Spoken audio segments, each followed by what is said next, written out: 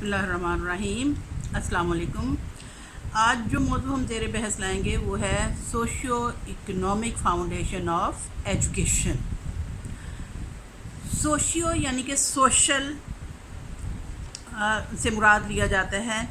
اور تعلیم کی مختلف سطحیں جو ہیں وہ معاشرے کے مختلف معنوں سے اور مختلف حصوں سے تعلق رکھنے والی ثقافت کے ہم معنی ہوتے ہیں۔ تعلیم کا تعلق معاشرے کے ہر جز، ہر گروہ اور ہر شعبے سے ہوتا ہے۔ تعلیم کا ہم جب تعلق دیکھتے ہیں خاندان سے، جماعتوں سے، سیاست، مذہب، معاشی اور دیگر ادارے، کھیل کود کے ادارے، تفریحی ادارے، غرض یہ کہ معاشرتی عمل کا ہر پہلو اس میں شامل ہوتا ہے۔ سب سے پہلے تو ہم بات لیتے ہیں استاد بطور نمونہ۔ طالب علم کے لیے استاد بطور نمونہ ہوتے ہیں۔ جس قسم کی ثقافت کا مظہر استاد ہوگا، اسٹوڈنٹس بھی اسی کے مطابق عمل کریں گے۔ باقاعدہ استاد جن معاشرتی پہلوؤں پہ توجہ دے گا، جس طرح سے اپنی شخصیت کا اظہار کرے گا، اس کے اسٹوڈنٹس بھی ویسے ہی پنپیں گے۔ اور ہم کہہ سکتے ہیں کہ نظام تعلیم جو ہوتا ہے وہ بھی معاشرے کے تقاضوں کے مطابق ہوتا ہے، کہ کسی بھی معاشرے میں، جیسے کہ اگر اسلامک معاشرہ ہے تو اسلامی معاشرت کے تقاضوں کو مد نظر رکھا جائے گا۔ اسی طرح سے یورپ ہے یا دیگر رشیا ہے اور اشتراکی ممالک ہیں یا اکنامیکل حساب سے ہم دیکھیں تو جس ملک کا جو معاشرہ ہوگا، جس قسم کے رسم و رواج ہوں گے، جس قسم کے ان کے معاشرتی تقاضے ہوں گے، اسی کے مطابق تعلیم کا تعلق رکھا جائے گا، اور تعلیم کے تقاضے وہی ہوں گے جو اس معاشرے کے تقاضے ہوتے ہیں۔ تعلیم جو ہے وہ معاشرتی فریضہ ہے، یعنی ہم کہہ سکتے ہیں کہ کسی بھی معاشرے کو ترقی دینے کے لیے تعلیم جو ہے وہ ممد و معاون ثابت ہوتی ہے۔ یعنی تعلیم ہے کے ذریعے ہم کسی بھی معاشرے کی رسومات، اس کے رہن سہن کے طریقے، اس میں جو بھی اخلاقی اقدار پائی جاتی ہیں، ہر لحاظ سے ہم کہہ سکتے ہیں کہ تعلیم وہی کچھ سکھاتی ہے جو اس معاشرے کا طریقہ کار ہوتا ہے۔ اسی طرح سے رجحانات اور طریقوں کا فروغ بھی وہی دیا جاتا ہے جس قسم کا معاشرہ ہوگا۔ اگر کسی معاشرے میں اسلامی اقدار کو مد نظر رکھنا ہے تو ہم کہہ سکتے ہیں کہ وہاں پہ تمام تر تعلیم کا دار و مدار جو ہے وہ اسلامک نقطہ نظر ہوگا، جبکہ اگر آزادی فکر اور آزادی رائے کے لحاظ سے ہم دیکھیں تو یورپین معاشرے جو ہیں وہاں پہ اسی قسم کی تعلیم دی جاتی ہے۔ اسی طرح سے ہندو معاشرے کی اگر ہم مثال دیں تو وہاں کے بھگوانوں کے حساب سے کہ کون سا بھگوان جو ہے کس قسم کی خوشحالی کا باعث بنتا ہے، یا ان کے لیے جو بھی رسم و رواج ہوتے ہیں، کون سا دیوتا ان کا جو بارش برسانے کا باعث ہے، کون سا دیوی یا دیوتا جو ہے وہ دولت دینے کے لیے، صحت دینے کے لیے، تو اسی حساب سے وہ تعلیم و تربیت کریں گے بچوں کی۔ اب معاشرتی تنظیم اور تعلیم جو ہے ہم کہہ سکتے ہیں کہ کوئی بھی معاشرہ جو ہے اس کے معاشرتی تقاضوں کی آگہی ہمیں تعلیم کے ذریعے ہی ملتی ہے، اور ثقافت اور اقدار کا تحفظ بھی تعلیم ہی کرتی ہے۔ ہم کہتے ہیں کہ پچھلی نسلیں جو ہیں جن رسم و رواج اور جن اقدار کو وہ مناسب سمجھتے ہیں، وہ اپنی نئی نسلوں کو منتقلی کا ذریعہ تعلیم کو بناتے ہیں۔ اسی طرح سے ہم کہہ سکتے ہیں کہ معاشرتی ارتقاء اور تعلیم جو ہے اس حوالے سے ہم یہ جائزہ لے سکتے ہیں کہ تعلیم کی سرگرمیاں اسی لحاظ سے متعین کی جاتی ہیں اور ویسا ہی نصاب مدون کیا جاتا ہے جیسی کہ وہاں کی معاشرتی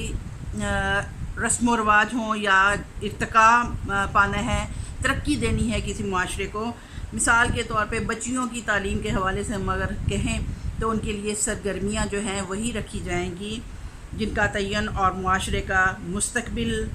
ایسی قوتوں کو منظم و مستحکم کرنا ہوگا جو معاشرتی ارتقاء کا باعث بنے۔ یعنی ہم کہہ سکتے ہیں کہ ان رسم و رواج کو، ان باتوں کو ہم اپنے معاشرے میں ترقی دیں گے جو کہ ہمارے معاشرے کے مطابق ہوں۔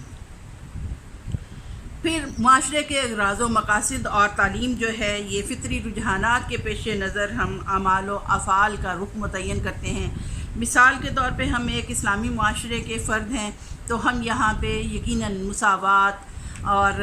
بھائی چارے کا ہم ماحول پیدا کریں گے۔ اسی طرح سے ایک دوسرے کی عزت نفس کا خیال کرنا، ایک دوسرے کی عزت اور آزادی رائے کا خیال کرنا، ایک دوسرے کو اخوت اور ہم کہہ سکتے ہیں کہ درگزر سے کام لینا، مساوات کا خیال کرنا، اللہ تعالیٰ کے احکامات کی پابندی کرنا، تو یہ تمام چیزیں جو ہیں یہ ہمارے اغراض و مقاصد ہوں گے، اور ہم اپنے بچوں کو ایسی ہی تعلیم دیں گے جن کے ذریعے سے وہ بہترین مسلمان بن سکیں۔ اور ہمارے مقاصد اور نصب العین کیا ہے ہماری قوم کا، کہ ہم نے کس طرح سے اپنے بچوں کو کس لحاظ سے ہم نے ان کو تربیت دینی ہے، یہ تمام تر ہمارے معاشرتی تقاضوں کے مطابق ہوگا۔ پھر ہم یہ کہہ سکتے ہیں کہ فرد، معاشرہ اور تعلیم، یعنی ایک فرد جو ایک معاشرے کا رکن ہے اس کو ہم ویسی ہی تعلیم دیں گے جو کہ ہمارے معاشرے کی ضروریات ہوں گی۔ تعلیم ایک ایسا اشتراک عمل ہوتا ہے، ایک اس طرح سے جس سے فرد اور معاشرے کے مابین ربط قائم کیا جاتا ہے۔ ہم کہہ سکتے ہیں کہ ہم اپنے افراد کو اپنے معاشرے میں زندگی گزارنے کے لیے تیار کرتے ہیں کہ ہمارے رسم و رواج کیا ہیں، ہم نے کن اقدار کو مد نظر رکھتے ہوئے اپنی زندگی گزارنی ہے، ہم نے اقربا پروری کرنی ہے، رشوت کو فروغ دینا ہے، جھوٹ کو فروغ دینا ہے، یا کہ ہم نے ایک مسلم معاشرے کی جو باقاعدہ ہمیں خصوصیات بتائی گئی ہیں ان کے مطابق ہم نے اپنے افراد کی تربیت کرنا ہے۔ اور باہمی تعاون اور معاشرتی مطابقت جو ہے اس کا بھی بہترین حل جو ہے وہ تعلیم ہی ہوتی ہے۔ ہم تعلیم کے ذریعے ہی آپس میں اشتراک عمل کی تربیت دیتے ہیں اور باہمی تعامل کی تربیت دیتے ہیں، تعلیم دیتے ہیں، اور اس طرح سے ایک معاشرے کو ہم بہترین معاشرہ بنا سکتے ہیں۔ اب فرد کی جو معاشرتی زندگی اور تعلیم ہے اس کے حوالے سے بقول جان ڈیوی کہتے ہیں کہ حیات انسانی کی فطرت میں ہی یہ چیز شامل ہے کہ فرد اپنی معاشرتی زندگی کا تسلسل برقرار رکھنے کے لیے جد و جہد کرتا ہے، اور یہ تسلسل تجرید متواتر کے ذریعے ہی ممکن ہے۔ یعنی اگر ہم اپنے رسم و رواج میں تبدیلی لاتے جائیں گے، بہتری کی طرف ہم اس کو مائل کرتے جائیں گے، تو اس طرح سے ایک تجرید یعنی کہ ترقی پائیں گی ہماری رسم و رواج۔ ہم پرانے رسم و رواج کو مد نظر رکھتے ہوئے نئی رسومات بناتے ہیں، اور اس طرح سے ایک معاشرہ جو ہے وہ ترقی پاتا ہے۔ اب ثقافت اور تعلیم دونوں کا آپس میں کیا ربط ہے؟ ثقافت بھی ایک حرکی عمل ہے جبکہ تعلیم بھی ایک حرکی عمل ہے، اور ہم کہہ سکتے ہیں کہ دونوں حرکی خصوصیات کی حامل ہوتی ہیں، ان میں تبدیلی آتی رہتی ہے، وقت کے ساتھ ساتھ معاشرے میں چینجز آتے ہیں۔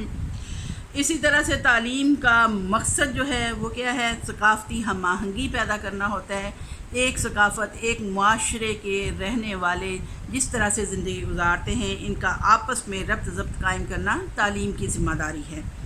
پھر یہ ہے کہ کوئی بھی ثقافت جو ہے وہ تعلیم کے بغیر ترقی نہیں پاتی، کہ کسی بھی ثقافت کو ایک نسل سے دوسری نسل تک جب ہم نے اس کا ہم نے ٹرانسفر کرنا ہے، ہم کہہ سکتے ہیں رسم و رواج کا ٹرانسفر کرنا ہے، بہترین اقدار کا ہم نے ٹرانسفر کرنا ہے اپنی نئی نسلوں کو، تو یہ تعلیم و تربیت ہی ہے جس کے ذریعے سے ہم اپنی ثقافت جو ہے اس کا ہم ٹرانسفر نئی نسلوں تک کر سکتے ہیں۔ پھر یہ ہے کہ ثقافت پر تعلیم کے کیا اثرات ہوتے ہیں، تو افراد معاشرہ تعلیم کے ذریعے پسندیدہ اقدار جو ہیں ان کو اپناتے ہیں، یعنی ناپسندیدہ اقدار جو ہیں ان کو ترک کر دیا جاتا ہے، اور پسندیدہ اقدار جو ہیں جو بہترین اقدار ہیں ان کو قائم کر لیا جاتا ہے، اور تعلیم کے ذریعے ہم آنے والی نئی نسلوں کو منتقل کرتے جاتے ہیں۔ پھر یہ ہے کہ تعلیم ہی کے ذریعے ہم مختلف علوم کا حصول کرتے ہیں، اور اس طرح سے کیا ہوتا ہے کہ ہمارے ملک و معاشرے میں جو مختلف علوم پنپ رہے ہوتے ہیں ان کا حصول جو ہے وہ تعلیم ہی کے ذریعے ممکن ہے، کہ تعلیم جو ہے یہ اقدار کی منتقلی کرتی ہے۔ اس کے ساتھ ساتھ انتقال تعلم جو ہے یہ بھی تعلیم ہی کے ذریعے ممکن ہے۔ معاشرتی مسائل کا مادی اور سائنسی حل اپنی تحقیقی کوششوں سے معلوم کرنے کا طریقہ کار بھی تعلیم ہی دیتی ہے۔ یعنی تعلیم کے ذریعے ریسرچز کی جاتی ہیں، مختلف حوالوں سے ہم دیکھتے ہیں، اقدار پہ توجہ دیتے ہیں اور تحقیقی کوششیں کرتے ہیں کہ کون سی چیز جو ہے وہ زیادہ بہتر ہے اور کون سی چیز جو ہے وہ ترک کر دینے کے قابل ہے، اور ان تجربات کی بنیاد پہ ہم اپنی معاشرتی مسائل کا مادی اور سائنسی حل تلاش کرتے ہیں۔ پھر ہم کہہ سکتے ہیں کہ ثقافت کے تعلیم پر کیا اثرات ہیں، تو اس حوالے سے یہ ہے کہ ثقافتی اقدار جو ہوتی ہیں وہ معاشرتی تعلیم کے رخ کو متعین کرتی ہیں، کہ جیسے اقدار ہیں وہی انہی کے ذریعے سے ہم تعلیم فراہم کرتے ہیں اور ان اقدار کو ہی ہم قائم رکھتے ہیں۔ اس طرح سے ثقافتی اقدار جو ہیں وہ معاشرتی تعلیم کا رخ متعین کرتی ہیں۔ پھر یہ ہے کہ ثقافت جو ہوتی ہے وہ تعلیمی سرگرمیوں پر بھی اثر انداز ہوتی ہے۔ بہت سی ہماری سرگرمیاں ایسی ہوتی ہیں جو ہماری ثقافت کی نشاندہی کرتی ہیں اور آئینہ دار ہوتی ہیں۔ ہم اپنے اسکولز میں جیسے گرلز گائیڈ کا اہتمام کرتے ہیں، اسکاؤٹنگ کا اہتمام کرتے ہیں، بچوں کو مختلف چیزیں سکھاتے ہیں، مختلف کو کریکولر ایکٹیویٹیز میں جب بچوں کو ہم شامل کرتے ہیں تو اس سے کیا ہوتا ہے کہ ہم بچوں میں باقاعدہ تعلیمی سرگرمیاں ہم ان کی شروع کر رہے ہوتے ہیں اور ان کو سکھا رہے ہوتے ہیں، اور یہ تعلیمی سرگرمیاں جو ہیں ہماری ثقافت کی آئینہ دار ہوتی ہیں۔ جب مذہب اور تعلیم کی بات کی جائے تو مذہب کو تعلیم سے علیحدہ رکھنا، ہم مسلمان معاشرے میں چکے رہتے ہیں تو ہمارا مذہب جو ہے اس کو ہم تعلیم سے الگ نہیں کر سکتے۔ ہماری تعلیم کی ہر جہت جو ہے وہ مذہب سے جڑی ہوئی ہے، جبکہ یورپ اور دیگر ممالک میں کیا ہے کہ مذہب کو بالکل علیحدہ کر دیا گیا ہے تعلیم سے، اور تعلیم کو الگ کر دیا گیا ہے، یعنی سائنسی اور مادی تعلیم کے حصول کی طرف توجہ دی جاتی ہے اور مذہبی تعلیم کو بالکل الگ کر دیا گیا ہے۔ جب مذہب کا تعلیم میں پورا عمل دخل، یعنی یہ دو طریقے کے ہم کہہ سکتے ہیں ثقافتی عمل ہے۔ جیسے اسلام میں ہم کہتے ہیں کہ ہمارے مذہب کا عمل دخل ہماری ہر تعلیم کے شعبے کے ساتھ باقاعدہ ہے، ہم اپنی تعلیم کو پورے طور پر ہم اس کو شامل رکھتے ہیں، جو بھی تعلیم ہم بچوں کو دیتے ہیں اس کو ہم مذہب کے ساتھ کرتے ہیں۔ اسلامیات کی تعلیم کے ساتھ ساتھ ہم سائنس کے حوالے سے اگر بات کریں، سائنس سبجیکٹس پڑھا رہے ہوں تو ہم جو مثالیں دیتے ہیں وہ مذہب سے متعلقہ ہوتی ہیں۔ اسی طرح سے جب ہم بات کر رہے ہوتے ہیں، ریاضی کے اصولوں کی بات کر رہے ہوتے ہیں، تو تب بھی ہم ساتھ ساتھ کائنات کے حوالے دیتے ہیں، اور کائنات کے حوالے جو ہے مذہب اسلام کے حوالے سے ہم پیش کرتے ہیں۔ اسی طرح سے ہم معاشرتی علوم کے حوالے سے جو ہیروز ہمارے ہیں، اسلام کے ہیروز ہیں، ہم ان کو اپنے ہیرو بناتے ہیں، جبکہ دوسرے مذاہب جو ہیں، مثال کے طور پہ ہندو مذہب کے لوگ جو ہیں وہ ان کو حملہ آور قرار دیتے ہیں اور اپنا دشمن قرار دیتے ہیں۔ لیکن ہمارے ہیروز اسلام کی ترویج و تدوین کے لیے جنہوں نے کام کیا، ہم ان کو اپنی معاشرتی علوم میں اپنے ہیروز کا درجہ دیتے ہیں۔ اسی طرح سے مختلف سبجیکٹس جو ہیں ان میں ہم پاکیزگی اور پاکی کا درس دیتے ہوئے، ہم مثال کے طور پہ اگر ہوم اکنامکس کے حوالے سے ہم تعلیم بچیوں کو دے رہے ہیں تو بچیوں کو ہم ہمیشہ اچھی اقدار سکھاتے ہیں، اسلامی اقدار سکھاتے ہیں، اور اس طرح سے مذہب جو ہے وہ ساتھ ساتھ کام کر رہا ہوتا ہے۔ تو اس طرح سے ہم کہہ سکتے ہیں کہ مذہب کا عمل دخل ہماری زندگی کے ہر معاشرتی پہلو میں پایا جاتا ہے۔ اوکے، تھینک یو، السلام علیکم۔